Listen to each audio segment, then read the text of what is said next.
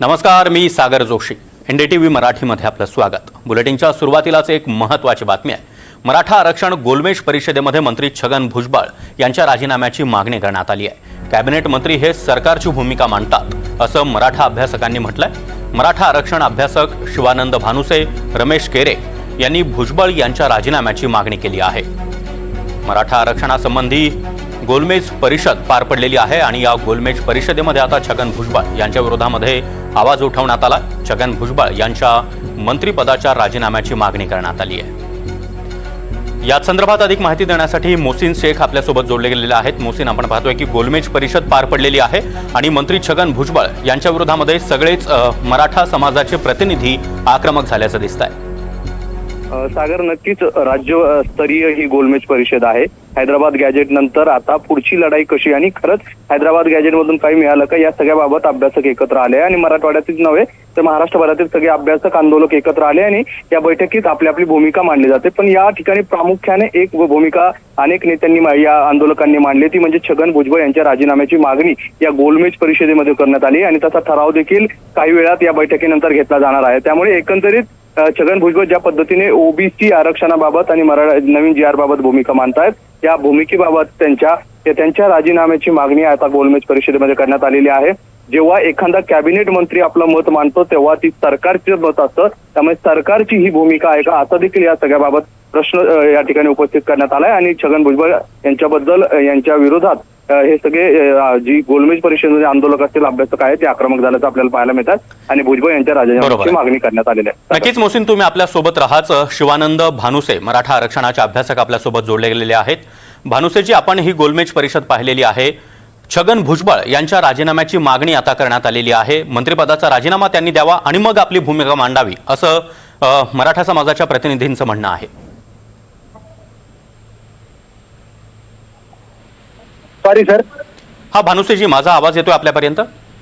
हा, येतो, आता येतो. मुद्दा असा आहे की जी गोलमेज परिषद पार पडलेली आहे त्यामध्ये खास करून छगन भुजबळ यांना विरोध करण्यात आलेला आहे. आधी मंत्रिपदाचा राजीनामा द्या, मग आपली भूमिका मांडा, अशी आक्रमक मागणी आता मराठा समाजाच्या या प्रतिनिधींनी केली आहे.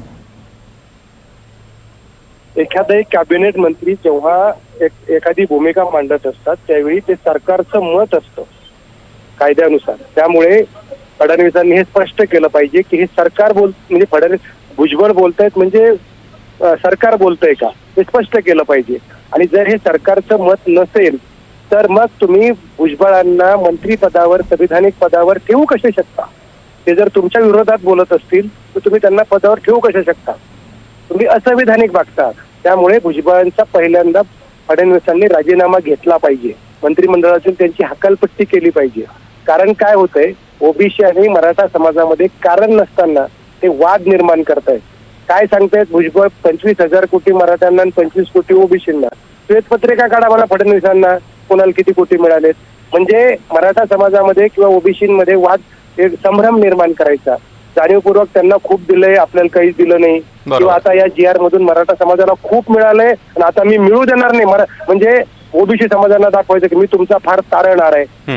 हे जर खूपच तारणार असतील ओबीसींचे तर यांनी जे स्थानिक स्वराज्य संस्थेचं आरक्षण केलं होतं त्यासाठी काय प्रयत्न केले, ओबीसींच्या निधीसाठी काय प्रयत्न केले. ओबीसीचं आरक्षण अनेक जिल्ह्यात गडचिरोली पासून तर धुळेपर्यंत आरक्षण चाललंय ओबीसीचं, त्यासाठी काय प्रयत्न केले. ओबीसीचं आरक्षण कमी कमी होत चाललंय, त्यासाठी काय प्रयत्न केले. हे फक्त दिखाऊपणा करायचा आणि दोन समाजात तेढ निर्माण करायची. असे मंत्री जर सरकारमध्ये राहून जर असे तेढ निर्माण करत असतील तर त्यांनी राजीनामा दिला पाहिजे. त्यांचा राजीनामा फडणवीसांनी घेतला पाहिजे, कारण ते असंविधानिक वागतायत असा त्याचा अर्थ आहे. भानुसेजी, हाकेंसंदर्भात काय निर्णय झालाय? जशास तसं उत्तर आता हाकेंना दिलं जाईल? हाकेंना जशास तसं उत्तर दिलं पाहिजे, कारण मी तर म्हणतो हाके हे भुंकण्यासाठीच ठेवलेले आहेत. नो, हाकेंना जर कायदेशीर एवढा अभ्यास आहे तर मी अनेक वेळा त्यांना आपल्या माध्यमातून आवाहन केले की तुम्ही आपण आरक्षणावर चर्चा करू, न चिडता न भांडता चर्चा करू शकतो.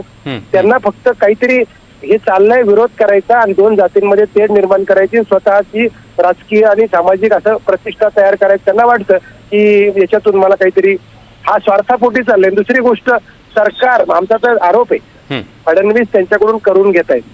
कारण अशा पद्धतीने जे वक्तव्य करतायत ना, म्हणजे शाहू महाराजांनी जेव्हा आंतरजातीय विवाह केले होते तेव्हा अशा पद्धतीने म्हटलं होतं का मराठा समाजातल्या मुली आणि आता आमच्या समाजातले मुलं अशा पद्धतीने असतंय का?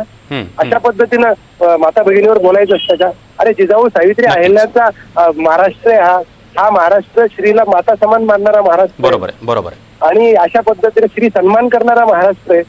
फुलोशाहू आंबेडकरांचा महाराष्ट्र आहे आणि या महाराष्ट्रामध्ये हाके सरकार जर असं एखाद्या समाजातल्या मुलींविषयी बोलत असेल ते निषेधार्ह आहे. नक्कीच भानुश्रीजी, त्यामुळे या गोलमेज परिषदेमध्ये अजून कोणकोणते महत्त्वाचे निर्णय घेतले जातात याकडे देखील आमचं लक्ष असणार आहे. धन्यवाद, तुम्ही आमच्याशी संवाद साधला त्यासाठी.